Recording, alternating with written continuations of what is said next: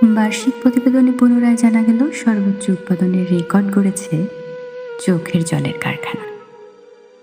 যোগাযোগ বিভাগ যখন চাকার সুক্তলি ক্ষয় করতে করতে শেষ, হৃদয় ঘটিত ব্যাপার বিভাগ যখন পাগলের হাপিত্যেসে কাহিল, চোখের জলের কারখানা তখন নাইট শিফট চালু করেছে।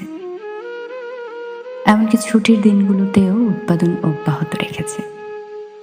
খাদ্য বিশুদ্ধকরণ প্লান্ট যখন আরেক বিপর্যয় গলাধকরণের চেষ্টায় খাবি খাচ্ছে, চোখের জলের কারখানা তখন লাভজনক পুরনো বর্জ্য, বিশেষ করে প্রাক্তন স্মৃতিগুলো পুনঃপ্রক্রিয়াজাতকরণের এক নতুন প্রযুক্তি চালু করেছে।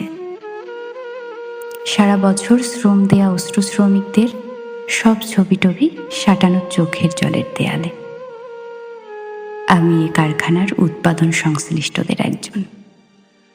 আমার চোখে ছানি পড়েছে, দুই গালে রাজ্যের ভাঙন। আমার উৎপাদিত দ্রব্যই আমার বেতন।